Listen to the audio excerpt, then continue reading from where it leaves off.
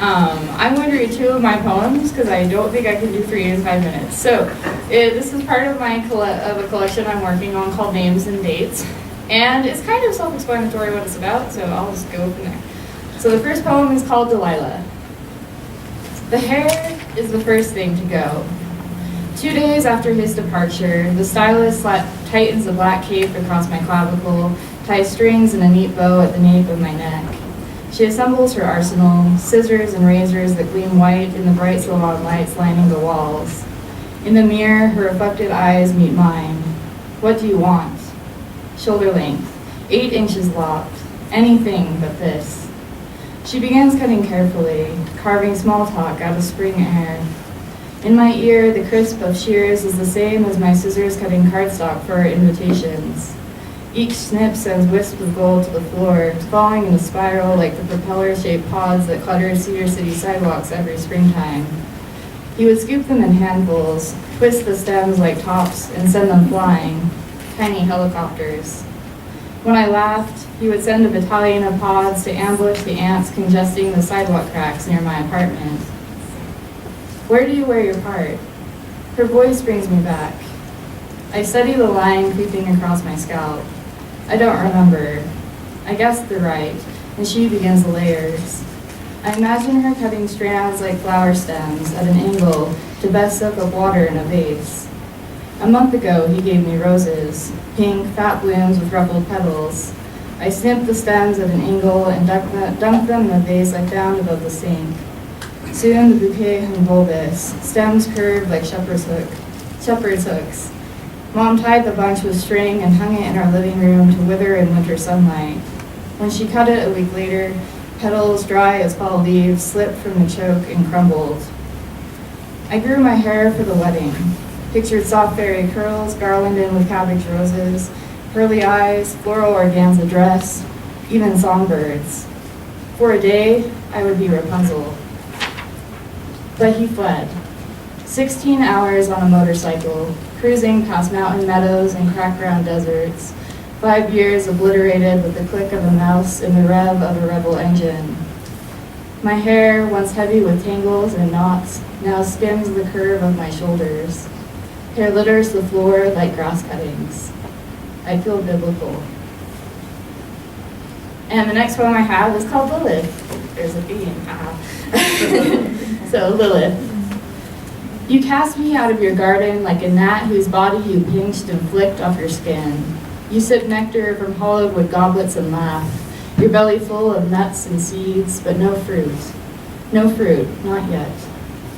But you forget, my dear, our bones formed from the same churned dust. My heart is your heart, my skin your skin, my ribs your ribs. But you've plucked one from your body like a wishbone, burrowed it inside another, left a space. Take heed, my darling. You have one less left to protect that blood-wrapped fist that some will come to call your heart. Thank you. I'm Howard.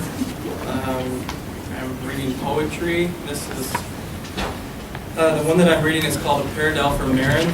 Marin is my baby sister, and she's 17, but I still call her that. Can you explain the paradel? Oh, well, if I have time, I only have a few minutes. But a paradel is a really strict poetic form that was invented by Billy Collins. You repeat the same line twice in each stanza. There are 4 stanzas, and the final stanza you have to use all the words that you've already used in previous lines, and so it's really, really strict. And for me, this was a perfect way to write about my sister because she was born with Down syndrome, and I've often reflected on how that changes the way you see the world and interact with it. And for me, this was just sort of the way to represent that. So, she curls up by the pebble-chipped pane. She watches as the bluegrass leans. She curls up by the pebble-chipped pane. She watches as the bluegrass leans. Drumming her fingers on the sill to the tune of The Ants Go Marching. Drumming her fingers on the sill to the tune of The Ants Go Marching. As she leans upon the sill, the bluegrass ants go drumming by the pane. She watches the pebble-chipped curls of her fingers marching to the tune. She wishes blackbirds wouldn't cloud the air with their noisy wings. She wishes blackbirds wouldn't cloud the air with their noisy wings. Gazing at the April-spun windmill across the dipping pond. Gazing at the April-spun windmill across the dipping pond. She wouldn't cloud the gazing pond with April wishes spun across the air at the noisy blackbirds, their windmill wings dipping. She sips the water glass, wipes her chubby face. She sips the water glass, wipes her chubby face. Grinning through crooked teeth, she grasps a yellow crayon and draws her window world. Grinning through crooked teeth, she grasps a yellow crayon and draws her window world. Her face grinning, chubby, crooked, she draws water, sips through her teeth. She grasps a yellow crayon world and wipes the window glass. She watches the chubby pebble ants dipping their crooked wings to the April tune, the bluegrass blackbirds drumming the pond. She leans her face upon the pane, grinning through crayon teeth, her curls spun of yellow glass. The noisy windmill sips chipped water as the air wipes the window. She grasps at the cloud, and she withdraws her gazing fingers across the sill. She wishes the marching world wouldn't go by.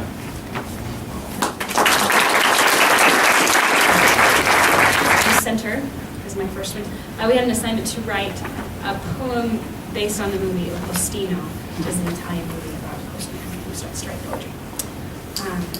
The center. So you think a poet can't think when he's holding an onion, eh? A Postino. Vows thrill unlike fish stinking sea. Syllables nets I cast and cast. I've caught no silverfish or my father's nod, but I want the scale sheet of your smile. I stop gutting words, pull 100 visions in, peel away your strata. My eyes weep against your full-lipped smirk, your rawness. My voice, savoring the simplest line, says all, says nothing. The sea screams, hushes in my center, leaking pin drops from my eyes. You and I and all the other talkers fuse into one echo of breeze, touring bush and sea, starlight. All right, and I'm going to read one more. It's called I Console a Mother, about a time when my big brother was delivering a calf. 98 pants, red, white, ringing navy irises, square teeth bared, sides pumping like an iron lung. Behind her, my brother contemplates, plunges his hand past her tail, past the calf's jet black knee. She shifts, pupils drifting to eyelids. Whisper, Clint says, tell her anything. I do. She's the barnyard's best dressed heifer. Even the manure clots on her tail say, call me. Against her ear I mutter, soon you'll be a mother. The word mother reminds me of my own. When doctors turned me, I still rode breech. Were mom's eyes shooting agony? Well, I wanted only to stay in her warm carriage, her fluid and blood. Clint lifts a red hand. You can do it, gorgeous, I say. I'll whisper anything. Bright fingers go in, 98 size long, shifts hooves, shuffles. Her blood-touched eyes could fit the world. Got it, Clint says, and he pulls. My mother's eyes must have widened as I left her too, as I slid beneath the white sheet. No searing cries. I flailed against her thighs and could not breathe. She spoke for me. 98 side settle, her nostrils ease. Behind her, a black calf splays, all knees. I knew he'd be dead, my brother said. I couldn't speak. In the squelching barnyard, no word could make that dead calf breathe. I couldn't console a blessed mother. Thanks.